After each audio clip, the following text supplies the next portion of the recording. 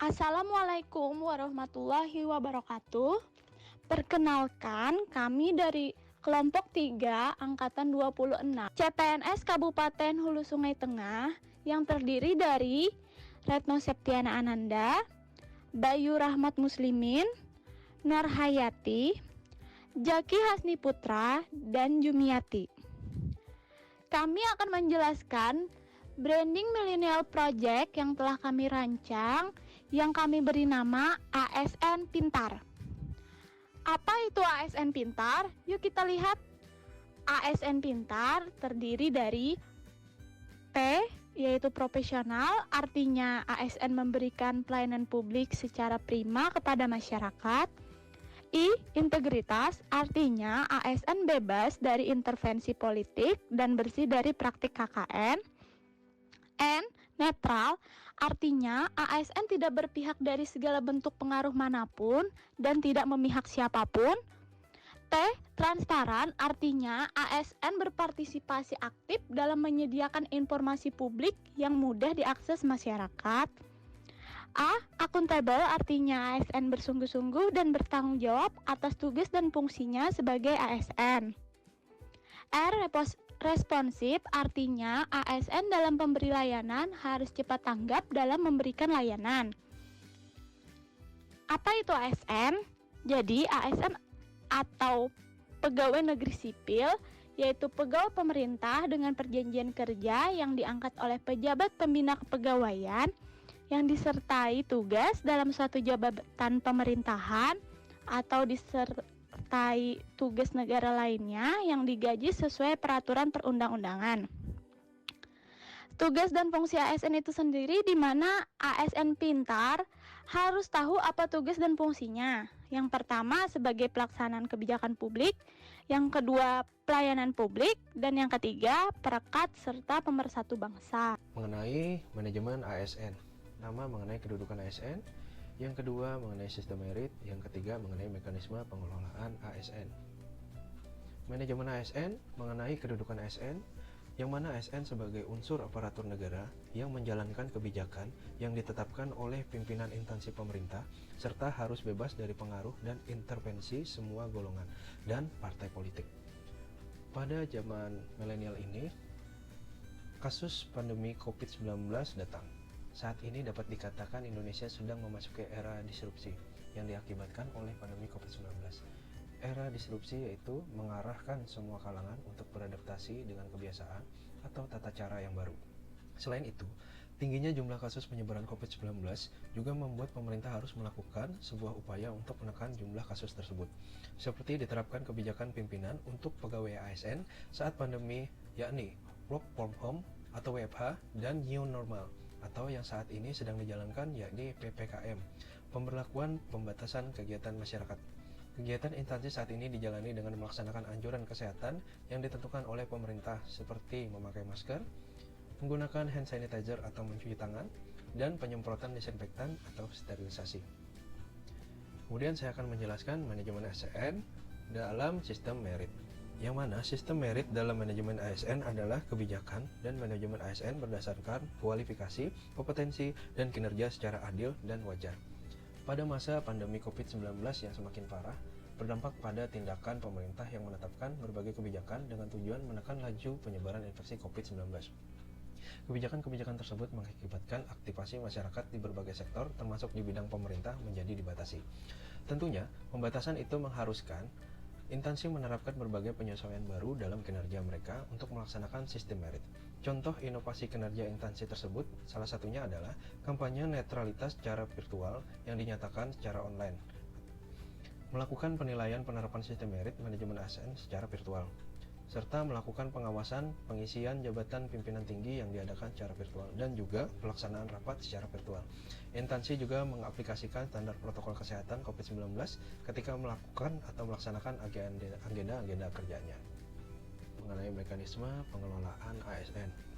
Mekanisme pengelolaan ASN dimulai dari penyusunan dan penetapan kebutuhan, pengadaan ASN, perkembangan karir, mutasi, penilaian kerja, sampai pemberhentian. Dalam masa pandemi COVID-19, adapun strategi yang diterapkan oleh pemerintah dalam melaksanakan mekanisme pengelolaan ASN. yakni sebagai berikut.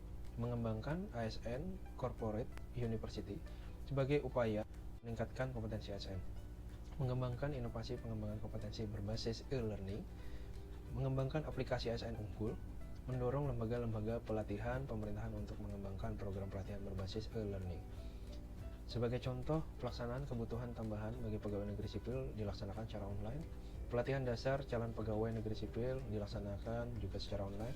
Penilaian kerja yang dilaksanakan secara online, yang mana seluruhnya melalui wadah yang telah disediakan instansi pemerintah. Wall of Government. Nah, WOG pada dasarnya adalah sebuah pendekatan fungsi dalam ruang lingkup koordinasi yang lebih luas guna mencapai tujuan bersama dalam pembangunan kebijakan, manajemen program, dan pelayanan publik. Di sini kami ingin menjelaskan tentang implementasi WOG ASN Pintar, di mana di sini adalah tugas tentang Branding Millennial Project, di mana yang kami ambil judulnya adalah ASN Pintar. ASN Pintar adalah singkatan aparatur sipil negara yang P. Profesional, E. Integritas, N. Netral, T. Transparan, A. Akuntabel, R. Responsif yang kami singkat menjadi ASN Pintar. Di sini implementasi WOG-nya yaitu meningkatkan kerjasama dan koordinasi dengan dinas terkait. Yang kedua, peningkatan pelayanan publik dengan peningkatan indeks kepuasan masyarakat, melengkapi sarana dan prasarana dan mendukung kualitas sumber daya manusia yang handal. Yang ketiga, memperbaiki kinerja dan terus berinovasi.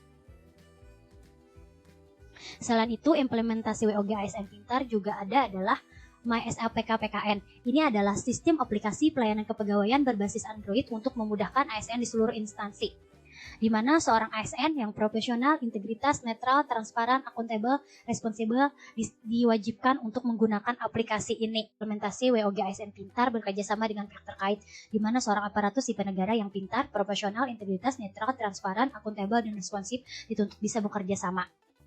Di sini implementasi WOG-nya adalah melaksanakan kelas tatap muka dengan menyediakan fasilitas protokol kesehatan di sekolah, di mana kerjasamanya antara sekolah, dinas pendidikan, dan dinas kesehatan.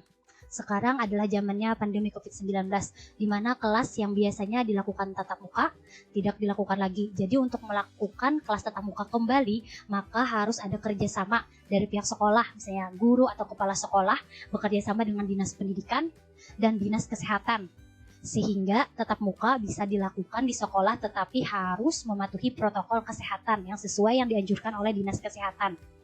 Tentang pelayanan publik. Sesuai dengan Undang-Undang ASN Nomor 5 Tahun 2014, pada pasal 10 disebutkan bahwa fungsi ASN ada 3, yaitu pelaksana kebijakan publik, pelayanan publik, perekat dan pemersatu bangsa. Selain itu, sebagai kegiatan yang dimaksudkan untuk memenuhi berbagai kebutuhan barang atau jasa yang diperlukan warga negara untuk menjaga kelangsungan hidupnya, maka pelayanan publik merupakan kegiatan yang sangat penting, sebab kualitas pelayanan publik yang diberikan oleh sebuah negara pada gilirannya sangat mempengaruhi kesejahteraan warganya. Kualitas pelayanan publik itu sendiri sangat dipengaruhi oleh banyak hal, kecukupan anggaran, organisasi penyelenggara yang efektif dan efisien, dan di atas itu semua adalah aparatur pemerintah yang cakap untuk memberikan pelayanan kepada seluruh warga negara. Pelayanan publik atau public service adalah segala bentuk kegiatan pelayanan umum yang dilaksanakan oleh instansi pemerintahan di pusat dan daerah dan di lingkungan BUMN atau BUMD dalam bentuk barang atau jasa dalam pemenuhan kebutuhan masyarakat.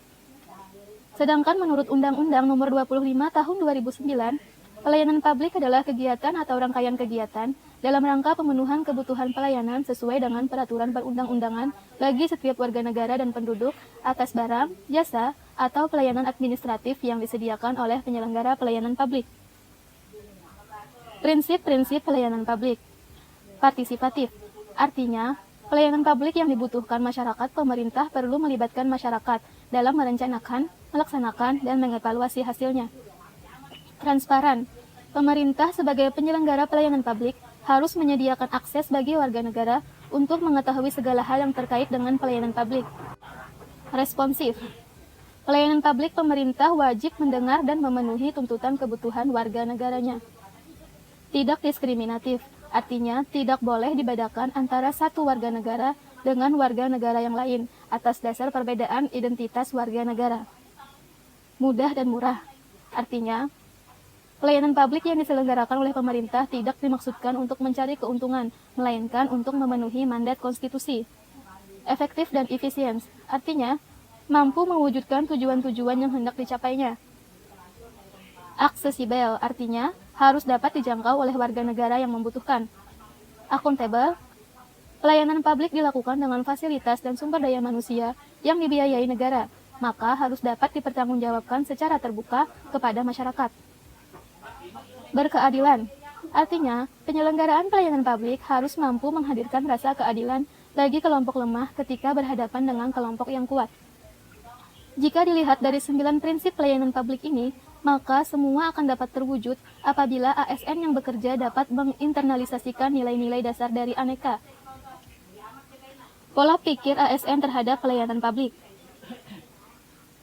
Untuk mencapai tujuan NKRI, sesuai alinea keempat pembukaan Undang-Undang Dasar 1945, diperlukan ASN yang memiliki pola pikir sebagai pelayanan publik profesional, bebas dari intervensi politik, bersih dari praktik korupsi, kolusi, dan nepotisme, mampu menyelenggarakan pelayanan publik masyarakat, dan mampu menjalankan peran sebagai perekat persatuan dan kesatuan bangsa, berdasarkan Pancasila Undang-Undang Dasar 1945. Pola pikir ASN dalam pelayanan publik. Sebagai seorang ASN, saudara harus paham bahwa kegagalan dalam berkontribusi untuk menyelenggarakan pelayanan publik yang berkualitas akan berakibat pada kegagalan kita sebagai bangsa dalam mewujudkan cita-cita bersama. Dalam konteks dunia yang dihadapkan pada tantangan globalisasi, maka kegagalan saudara sebagai ASN dalam membantu mewujudkan kualitas pelayanan publik yang baik juga berarti berdampak pada kegagalan Indonesia dalam memenangkan pertarungan memperebutkan supremasi global. Pelayanan publik memiliki fungsi tidak hanya memenuhi kebutuhan-kebutuhan dasar negara sebagai manusia, akan tetapi juga berfungsi untuk memberikan perlindungan bagi warga negara.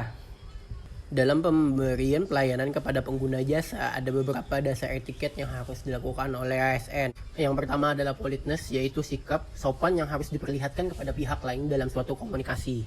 Yang kedua yaitu respectful, yaitu sikap menghormati dan menghargai pihak lain dalam tanda kutip pengguna jasa secara baik dan wajar. Yang ketiga atentif, yaitu sikap penuh perhatian yang diperlihatkan kepada pihak lain dan diberikan secara baik dan wajar. Yang keempat kooperatif, yaitu sikap suka menolong pihak lain yang memang membutuhkan pertolongan, sementara kita sebenarnya sanggup dan mampu memberikan pertolongan. Yang kelima yaitu tolerance, yaitu sikap tenggang rasa terhadap orang lain agar dapat diterima dan disukai di mana saja kita berada. Yang keenam yaitu informality, yaitu sikap ramah yang kita perlihatkan kepada pihak lain, bukan sikap formal atau resmi, melainkan familiar, akrab, dan bersahabat. Yang ketujuh adalah self control, adalah sikap menguasai diri dan mengendalikan emosi dalam setiap situasi. Kita selalu berusaha tidak menyinggung perasaan atau mengganggu pikiran orang lain. Dengan kata lain, kita harus memiliki kesabaran dalam menghadapi para pelanggan, terutama bersikap sabar terhadap pengguna jasa yang mungkin merepotkan agar ia tidak kecewa, gusar, atau membuat orang lain marah. Sebaliknya, kita sama sekali tidak terpancing oleh sikap emosional pihak yang kita hadapi. Contoh pelayanan publik salah satunya adalah ada masyarakat yang ingin membuat suatu dokumen. Pelaksana dapat memberikan penjelasan yang tidak berbelit-belit dan mudah dipahami, dapat menyelesaikan sesuai dengan waktu yang telah ditentukan, memberikan produk layanan yang benar, tepat, dan sah, memberikan kepastian hukum dan rasa aman, bertanggung jawab, memberikan pelayanan yang santun dan ramah. Dan saat menghadapi keluhan, seorang ASN harus mendengarkan secara penuh, bukan setengah, dan tidak mengerjakan hal lain dan menulis poin-poin yang disampaikan. Kemudian contoh pelayanan Republik yang kedua. Reformasi dalam pelayanan publik, salah satunya yaitu pengecekan lokasi tempat izin usaha di peta tata ruang memiliki pandangan pelayanan yang kurang efektif dulunya.